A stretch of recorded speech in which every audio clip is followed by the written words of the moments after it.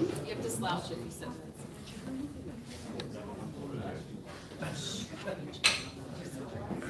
There you go. Far more fluid. There you go. You took my seat there, Mr. President. You're supposed to be. I'm not sure he is. You can put it in your own file. Yeah, I'm fine. My own seat. Now I won't know who you all are. Quick, somebody switch the name tags.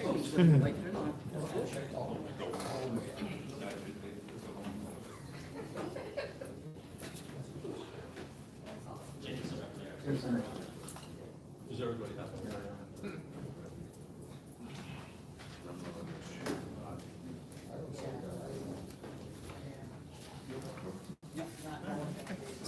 All right, I'll call this meeting to order.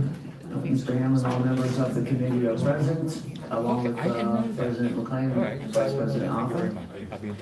If you would, please read bill number 35. Bill 35, and I don't have an agenda, so Bill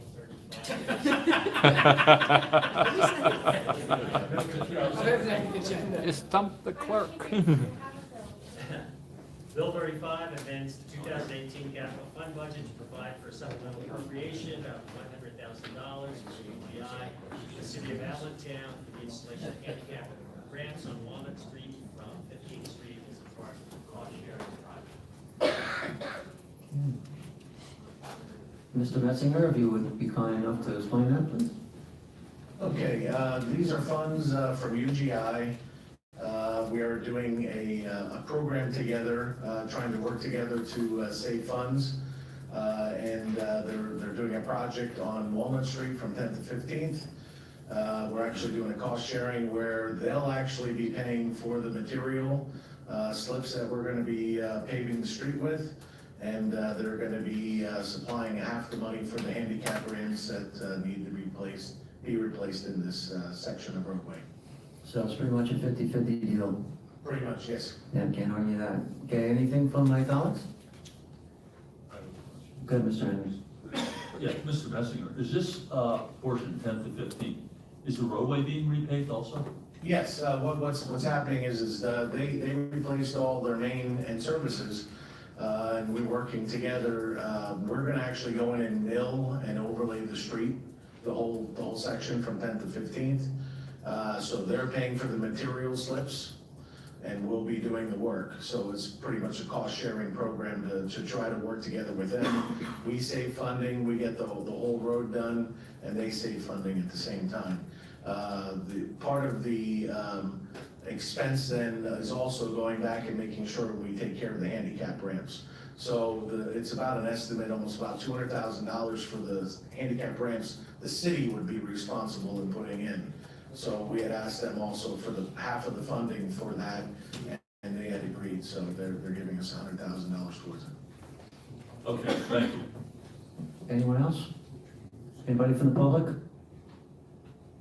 Care to say I'm gonna vote on that, or just by common consent? I make a motion to move to the full council forward favorably, excuse me, Mr. Chairman.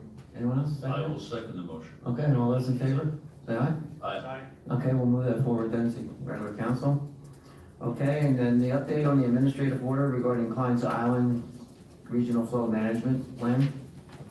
Yeah, last time we met, we talked about it, there's been pretty much a significant shift, actually, by the topic is basically, that I'm charged with the chronological summary of the events leading to where we're at. If I had to name the topic of the discussion, it would be more so that in line with, if I had to name the topic, it would be much more in line with what I would call shifting gears. Last time when we had met, we had talked, there were discussions and presentations about blending, that the city was prepared to pursue blending at Klein's Island as a major capital improvement.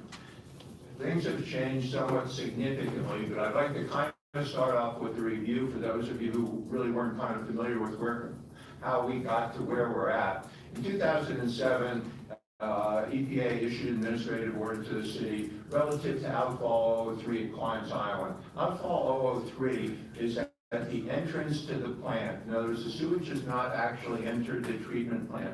When the plant was initially designed and permitted, that outfall was permitted. It was absolutely legal, and it was in there to protect the equipment in the plant so that during heavy storm periods, that if you got too much water in there, heavy debris, stones, things that would damage the facilities, you were allowed to bypass that flow, and it would go into the Lehigh, which was swollen, obviously, due to heavy rains. Things have changed, and over time, the regulations have changed, so that now the perspective is, if the sewage does not get into the treatment plant, it is basically considered a sanitary sewer overflow. So that in 2007, EPA cited the city saying, you have sanitary sewer overflows at outfall 003. In 2009, they issued another administrative order, in this case to all the sewer signatories, because there were overflows occurring within the collection system. Particularly of concern were some of those which were reaching into the Little Lehigh, which is Allentown's drinking water source. So at the end of 2009, the city and all the sewer signatories, and it's important that you realize as we go forward, this has been a challenging thing because there's 14 separate entities involved with this. This is an unusual situation in the sense that you've got 14 different communities, authorities, boards, etc., each one with different perspectives, different challenges, and almost all of them under separate agreements. And the agreements do not address our issue here is what we call peak flows. In other words, the concern is that we have sanitary sewer overflows when we have really wet weather and the flow due to what they call inflow and infiltration gets excessive and there is leakage either through 003 or in the collection system. All of the agreements are written relative to allocations. In other words, it says to each of these communities, we will treat so much of your sewage. There's nothing in there that discusses peaks or how much they can discharge per unit time. So that's just to give you a little bit of the background. So as we go forward now, they issued the one in 2009 that's got a deadline that basically it says by 12/31/14, we are to eliminate, this is all the communities are to eliminate SSOs. Eliminate is close to impossible, but that's the language which basically appears in the administrative order. The communities have done, at that point, a fairly good job of basically various programs that each of the communities have. However, the overflows were not eliminated. We didn't meet the deadline, and we basically addressed EPA saying, look, based on our record, what we've been doing is obvious, and we turn in semi-annual reports. We've been really working on this very thoroughly and forthrightly. It's just such a challenge to do this. So they agreed to give us an extension, and basically, next slide, Michael.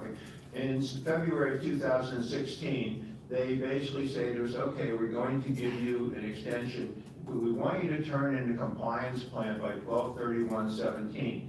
Now, the compliance plan, now when we look at it as a collective group, and everything as I talk here, I address it in terms of the city.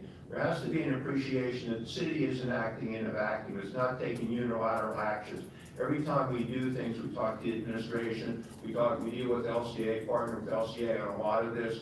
We talk to the sewer signatories, we consult with the engineers, consult with legal counsel. So as you see my topics listed here, it will say the city. Now, the city clearly sent a letter or did a certain action, but it wasn't unilateral. Just so you understand that this is clearly a cooperative effort going forward.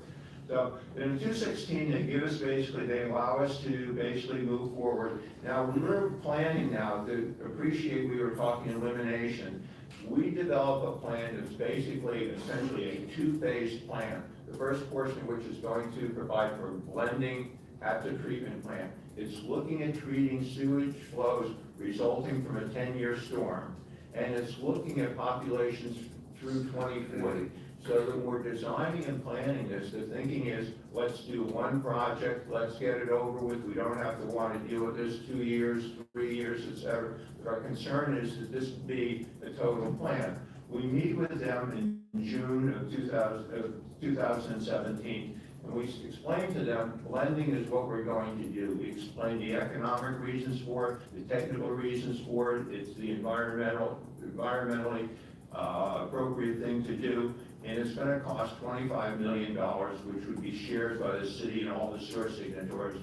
And we want to make it clear to them, we're 6 months away from submitting this our submittal as a result of the extension, we want to make it clear to them, this is what we plan to do. So we go through the whole presentation in June. As I told you, we begin to shift gears. So we've been kind of moving along now, we're doing blending, things are going, that's the page we're on. So we get to the next, okay. We don't now, when we had left the meeting, EPA had said to us, I believe it was 3 weeks or 4 weeks, we're gonna get back to you, we're gonna tell you, thank you for your presentation, we're gonna tell you what we thought of what you had to say, what we think you're doing, you know, we're gonna give you some input. We get nothing, and in August, the city sends them a letter that says, hey, we haven't heard anything yet, and just so you're aware, we're still planning on proceeding with blending. This is basically our plan, we haven't changed. Appropriate in there, I've taken one quote out of the letter because it leads to further in the discussion. At the meeting, we discussed the fact that outfall 003 has only been triggered twice in the last 5 years due to wet weather causes. As such, we would encourage EPA to seriously consider withdrawal of the AOs. Clearly, relative to if you had a situation now for a community that had 2 outfalls in 5 years, EPA would not be dealing with them. It's not something that would really draw their attention. It's very low. And in fact, at this point in time, as we talk today, we've had 2 SSOs at 003 in 6.5 years. So we try to make it clear to them, and in our document, we cite, overflows per mile, and a little bit more technical things. We're saying to them, hey, we really have a good track record, appreciate that, and we're interested in moving forward. We're committed to doing what we're going to do. Now, as we get into the next thing about shifting gears, in November, we get a letter from them. On November the 2nd, EPA basically sends the city a letter and says, look, we've looked at all the semi-annual reports, we looked at other reports you submitted, we looked at the June presentation, we recognize that you've done substantial progress, you've had only 2 SSOs in the last 5 years. Rather than spending millions of dollars on capital improvements, what they say to us is, we think it would be more prudent to maintain the focus on critical collection system rehabilitation and maintenance. In other words, they're saying you've done a really good job. You really think it's the right thing to do. They can't say, do this. I mean, they're not allowed to do it. They're saying, look, maybe you want to think about this from the way we're looking at this. You're doing a pretty good job. Maybe you want to consider on that track and appreciate we've been, complaining and, everything everybody understands how things work. So the next thing is basically, go ahead, Mike. The city basically responds to them with a letter extending appreciation and saying, we appreciate that you acknowledge what we've done, but appreciate that we can't meet the 12/31/17 deadline because we've had our consultants and engineers working on a response that includes blending. If you're suggesting that we change course, you have to give us an extension because we can't get anything together in a month. It's not going to happen. They sent us a letter in December saying, okay, we'll give you an extension, but we'd like to get together possibly in January. Let's get together and discuss what we need to do. So the city then responds to them with a letter, like that's a little humor. Okay. The city responds to them with a letter then that basically says, we appreciate what you're saying, we're interested in having a meeting, but the city cites 7 specific things. In other words, we're concerned about what protection do we have? What if we basically go the course of your suggestion and we begin to have SSOs? What's our protection? What risk are we at? And appreciate our focus is we're saying to EPA, you're the one that issued the order. You're suggesting that we change course.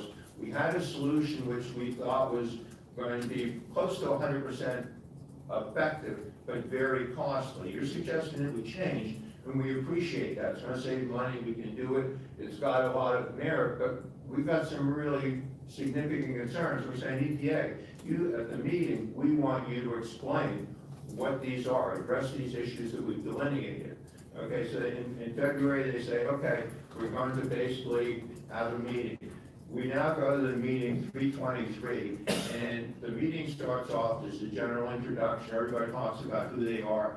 And EPA basically immediately announces that they plan to disengage from the AO process. That's the word that they use. And they use that several times, so that my take on that was it's a word they can feel comfortable with. Their legal counsel thinks it's okay. They don't say the AO can go away. They say we want to disengage.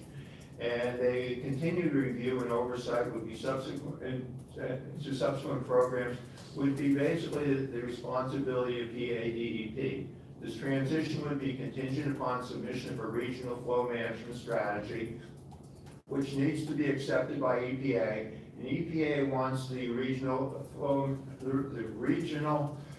management strategy to evidence regional cooperation. The quote you see at the bottom there is what I wrote down when basically their lead person was talking. What he said to us was, prove to us that you can work together.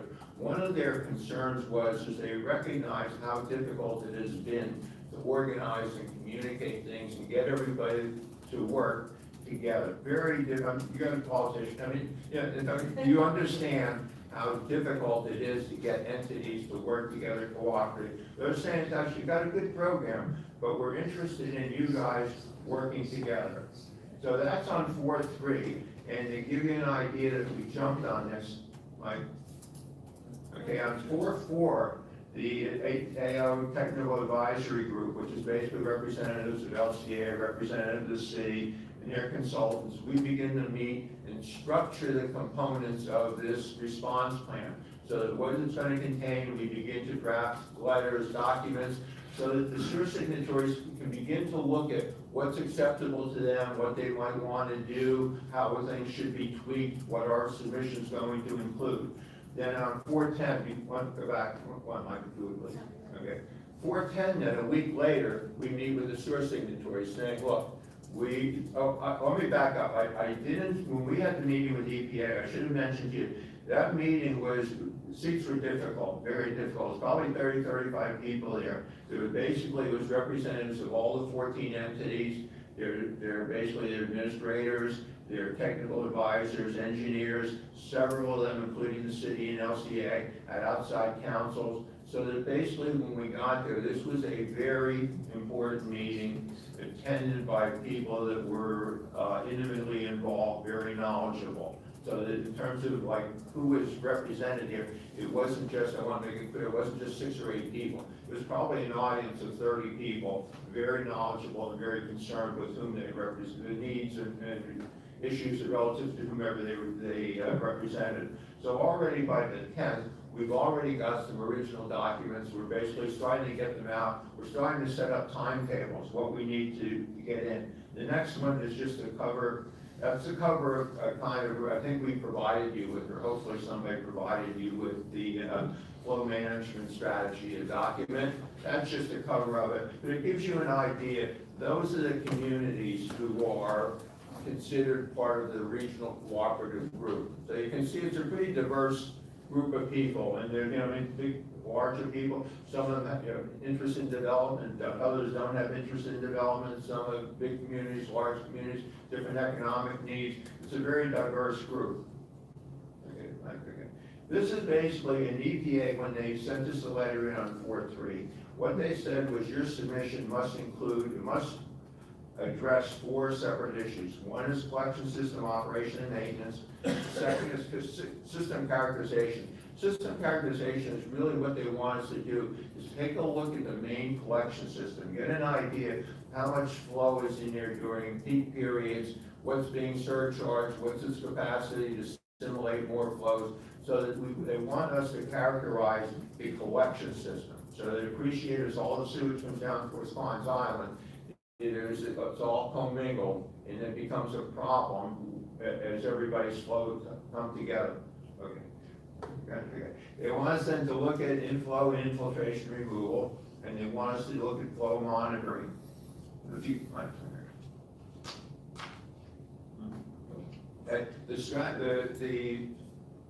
regional flow management strategy submission, which I believe you got a copy of, it actually, our document that we're sending in here, it includes attributes for each contributor, basically how many miles of pipes, a little bit of the history on all the contributors, discusses the regional flow monitoring program, system characterization planning. I'm not so sure that it's really worth going into the detail. I'm sure you're bored with me already. Going into the details. The letter, the third dot, is very important. The letter from each community.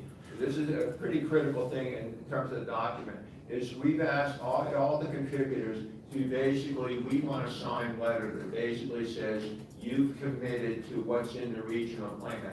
You've had the opportunity to review it, you've been looking at it, you know what its contents are. We want a letter in there from you that basically says, and we drafted a draft, several of the communities massaged it a little bit, so appreciate their councils, their boards, their whatever, has approved this. Very critical to the submission, very critical to what EPA wants to see. There's a copy of each party's O&M manual. LCA basically, under the lease, is responsible for the city's O&M. The document that they're preparing on behalf of the city is probably 3 inches thick. I mean, in terms, it's a very thick document. So that when this whole thing goes into EPA, we're drawing short straws for who's going to deliver it. It's going to be a thing about this big that's going to go into EPA. It's going to have everybody's source removal plan. It's going to have everybody's O&M document. It's going to have the plan itself. That's all going into EPA by August the 1st. If you could give this is just to give you kind of in there, this is one of where I mentioned, this is basically, we've tweaked it a little bit, but it's one of the pages that's in there on the physical inventory and attributes.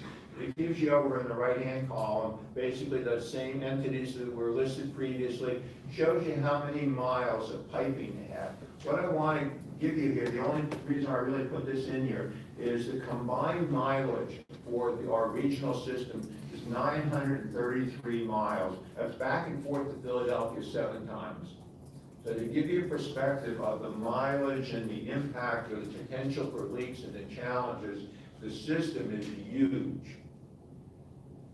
So, on the horizon, what's coming up here? So all the parties have been working cooperatively. Intermediate delivery targets are being met. So we said to them, we want to sign letters by such and such, we want your O&M by such and such a day, so that we can have this all packaged, so that there's no question we're going to get it into EPA by August the 1st. So our expectation is the deadline will be met.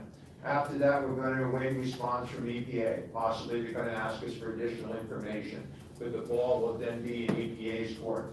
Assuming EPA is satisfied with the regional flow management strategy, an oversight is transferred to EPA. There's certain legal documents that are going to have to be signed. I'm not sure what that entails, but clearly the city is going to want, and everybody's going to want something the EPA is basically signing off that they're getting out of this and how we're going to deal with DEP. And then obviously we're going to schedule meetings with DEP to say, really, what do you expect from us? We're going to give you annual reports. There are certain things you want to see. So that's, that would be the next step. The key points that I maybe want to leave you with is, the first one is benefits, and maybe I'm saying, the good, the bad, and the ugly. Here's the good one, is basically we expect the administrative orders will be withdrawn. I want to make it clear that there's been no statement that they will absolutely be withdrawn, but in some of the letters, the wording says, if we approve your flow management strategy plan, this will be basically, consider everything will be met. So we expect, and that's just not the city's opinion, that's pretty much everybody who attended that meeting,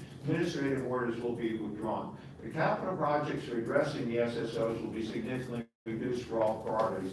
And I just wanted to give you an example. Under our original plan, they're basically doing the blending at Klein's Island and some conveyance work would have basically cost $17.7 million.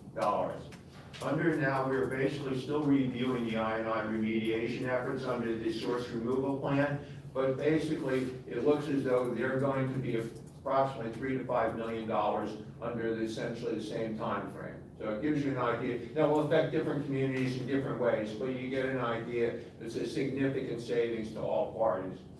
Thirdly, the time, effort, and cost of staff and consultants will be significantly reduced.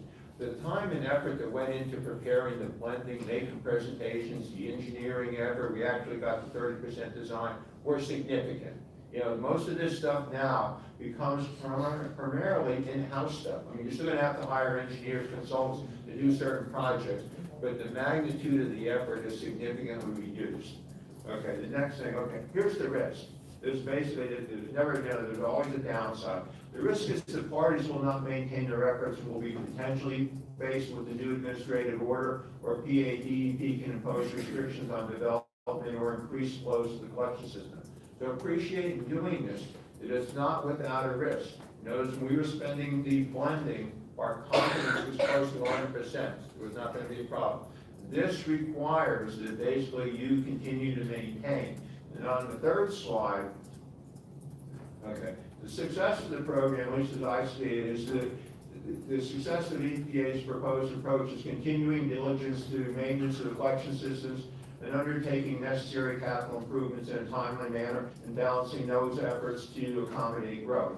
So what we're looking at is more rigorous flow monitoring, including flows monitoring during wet weather events. We're setting up programs to see when we do have those, we're not having SSOs, but we see increased flows, what the flows are from each of the parties, so we have an idea whether we're making progress, whether we're backsliding, and having regular scheduled meetings to look at everybody's efforts. We're looking at all of those as being cornerstones to tracking the progress and make sure we don't backslide. That's all I got, folks. So, any questions? You know, I don't mean to. I'm from New York, and my joke is if you're New York and you're not 6'2", you weren't going to talk quick. You just came to skim over here. It's okay. Okay. Any questions from my colleagues? I believe Mr. Hendrick has one. Just one question, when you send that back to, whose responsibility is to read through that?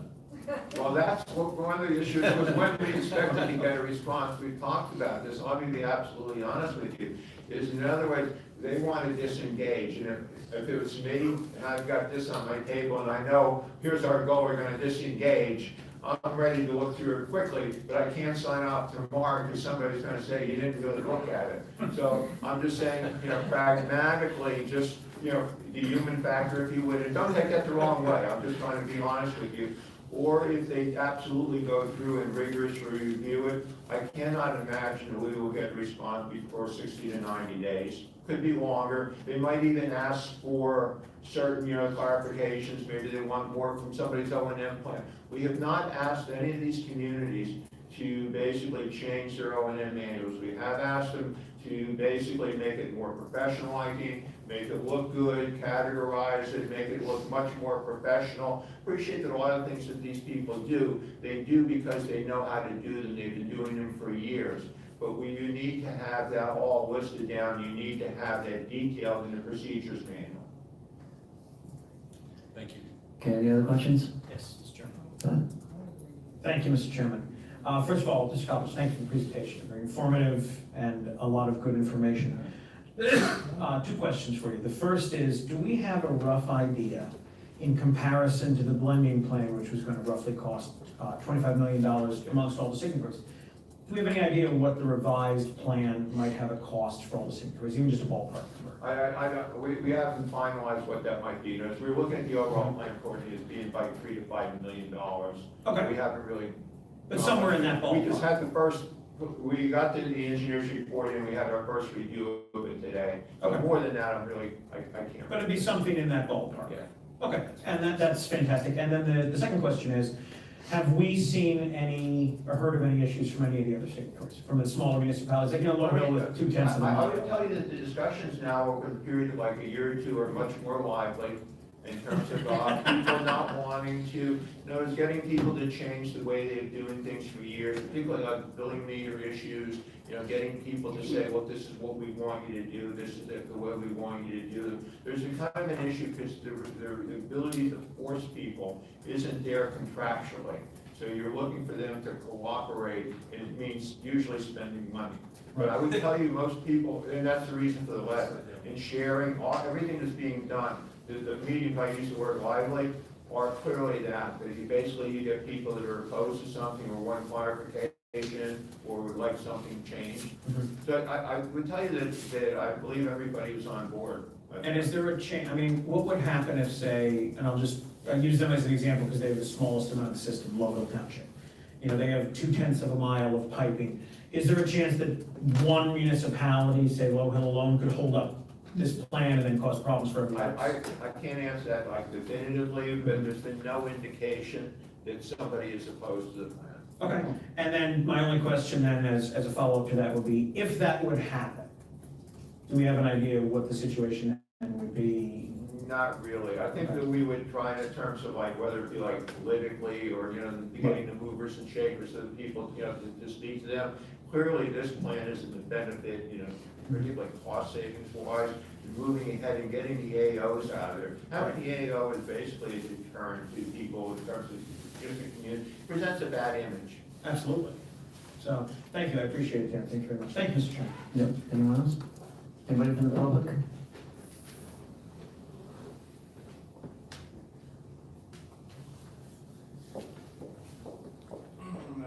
Not doing cigarettes, not that, I don't think. Can you expand, you said something about the flow monitoring program.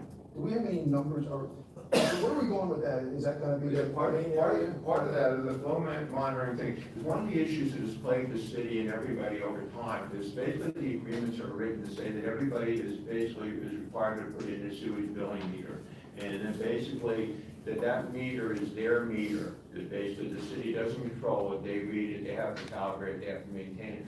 Well, over time, I think that there has to be an appreciation, when they were put in the technologies that they were putting in these meters, measuring sewage is, there's a joke in the industry, you can put a man on the moon, but you can't measure feces.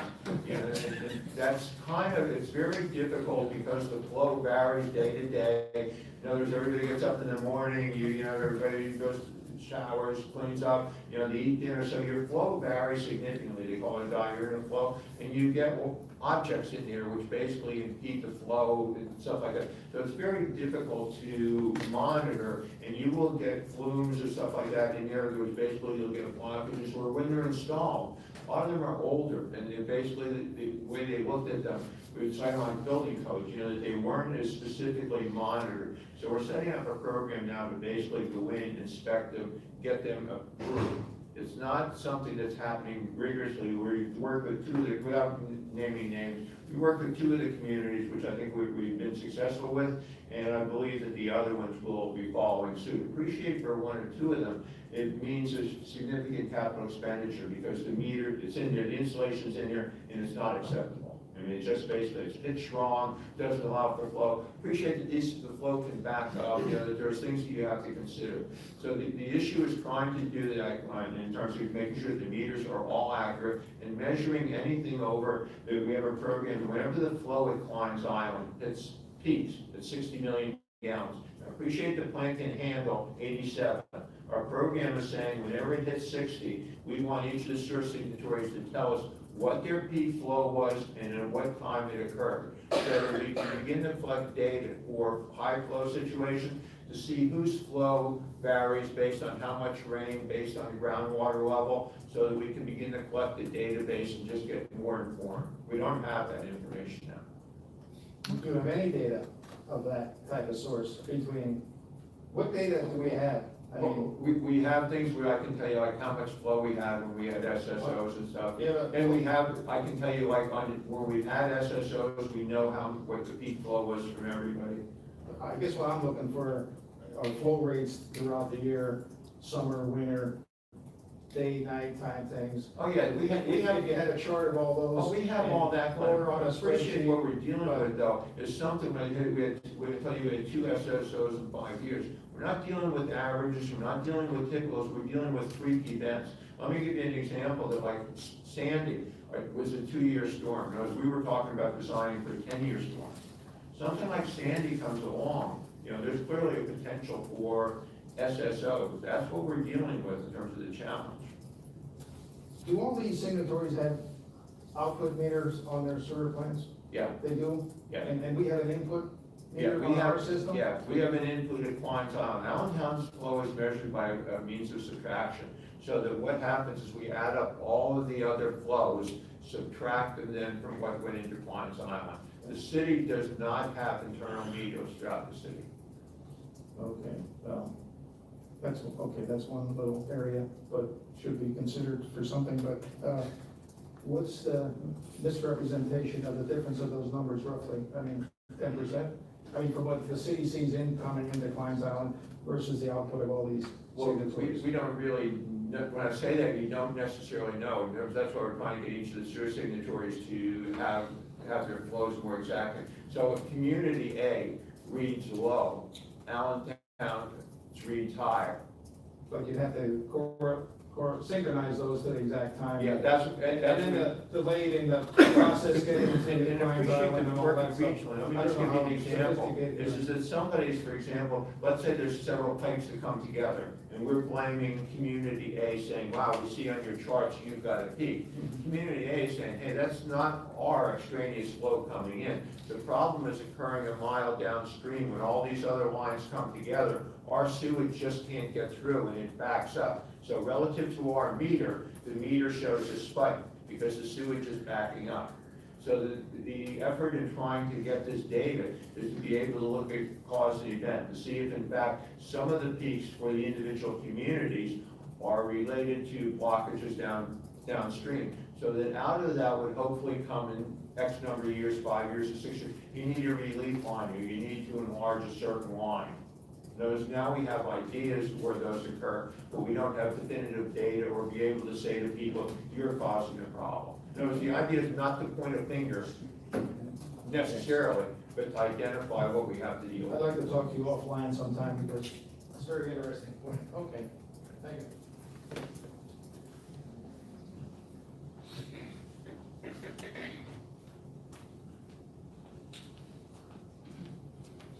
Tom Hornican.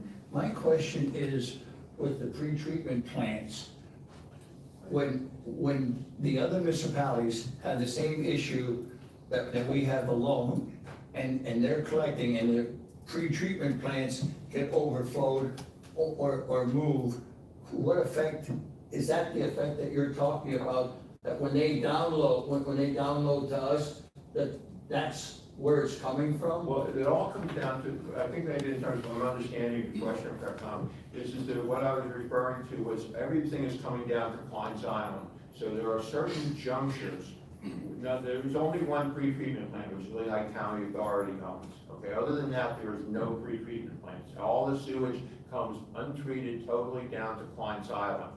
But certain of these lines intersect at certain points. So you will have a 12-inch line, 12-inch line, an 18-inch line. Now you've got a 24-inch line. When they all come together, there is backups. No, I understand that, but some of the communities that are within the area want to put housing developments in, and the neighbors are up there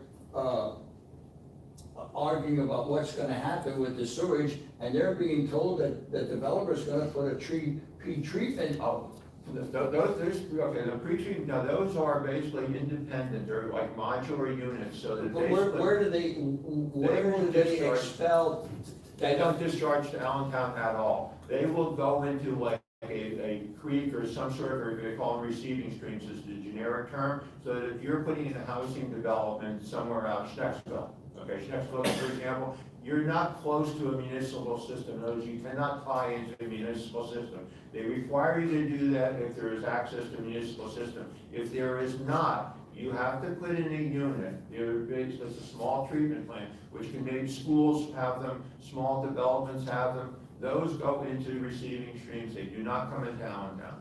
Okay, the point I'm trying to make now, and the information that was just given, is that the rain tax, where the pollution's coming down. That's not what this No, I'm just saying that information we have to use when we have that discussion. That's why I was bringing that out when I found out that those other treatment things go into the system. I